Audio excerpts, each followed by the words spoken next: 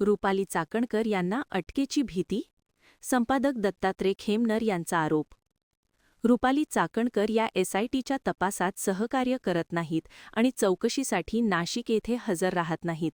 याचा अर्थ त्या घाबरलेल्या असून त्यांना अटक होण्याची शक्यता वाटत असल्यामुळे त्या टाळाटाळ करत असल्याचा आरोप संपादक दत्तात्रय खेमनर यांनी केला आहे. संपादक दत्तात्रय खेमनर यांनी कॅप्टन अशोक खरात यांचे प्रकरण 1 वर्षापूर्वीच उघडकीस आणले होते. त्यावेळी त्यांच्यावर मोठा दबाव होता. आता ते पुन्हा चाकणकर यांच्या विरोधात आक्रमक झाले आहेत. पाहूया दत्तात्रय खेमनर काय सांगतात. नमस्कार. मी माझ्या दैनिक खबरदार पुढारी या वृत्तपत्रामध्ये कॅप्टन अशोक खरात याचे जे काळे कारनामे आहे मागील वर्षी 4 मार्च 2025 रोजी प्रसिद्ध केले होते. त्यानंतर कॅप्टन खरात याच्याकडून मला मागील वर्षापासून जो त्रास सुरू होता, कॅप्टन खरात यांनी माझ्यावरती वावी पोलीस स्टेशन येथे अदखलपात्र गुन्हा दाखल केला. त्यानंतर मला 5 कोटी रुपयाची आबरूनुकसानीची नोटीस त्या ठिकाणी दिली. एवढं करून तो थांबला नाही. त्यानंतर त्याच्या ट्रस्टीवरती असणाऱ्या महिला आयोगाच्या तत्कालीन अध्यक्ष रुपालीताई चाकणकर यांनी त्यावेळेस मला एक पत्र पाठवलं. त्या पत्रामध्ये त्यांनी माझ्याकडून तो खुलासा सादर करून घेतला का आपण ही बातमी चुकीची छापलेली आहे. तो खुलासा देखील मी मेल आय डीवरती दिला त्यांच्या महिला आयोगाच्या. त्यानंतर ते एवढं करून थांबले नाही.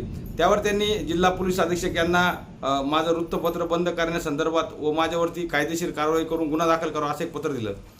हे सर्व प्रकार त्यांनी 1 वर्षामध्ये केले. पण आज 1 वर्षानंतर कॅप्टन खरातचे काळे कारनामे महाराष्ट्रातील नव्हे तर देशाच्या सर्व जनतेसमोर आलेले आहे. आणि आज कॅप्टन खरात जेलमध्ये आहे. त्याची एसआयटी चौकशी सुरू आहे. आणि यामध्ये मला देखील एसआयटीनं त्या ठिकाणी चौकशीसाठी बोलवलं होतं. आणि मी स्वतः माझ्याकडे असणारे सगळे चाकणकरांनी दिलेला मला त्रास, खरातनी दिलेला मला त्रास, या संदर्भातले सर्व पुरावे मी स्वतः एसआयटी समोर उपस्थित राहून माझ्या जबाब त्या ठिकाणी मी दिलेला आहे. आणि सर्व कागदपत्र मी त्या ठिकाणी दिले आहे. मी त्या ठिकाणी मागणी केलेली आहे. यामध्ये चाकणकरांची एसआयटी चौकशी झाली पाहिजे. चाकणकरांना यामध्ये सहआरोपी केलं पाहिजे.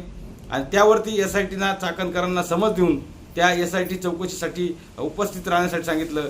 पण आज एक मी मीडियामधून बातमी बघितली तर चाकणकरांनी त्या चौकशीला यायला त्या ठिकाणी नकार दिला.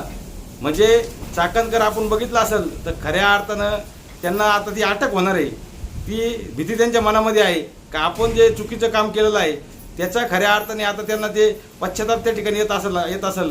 कारण मुळात एका लोकशाहीमध्ये जो 4था स्तंभ म्हणून ओळखला जातो, एका पत्रकाराला त्रास दिल्यानंतर किंवा चुकीचं काम केल्यानंतर आपल्याला आपल्या महिला आयोगाचं अध्यक्षपद गमावं लागलं.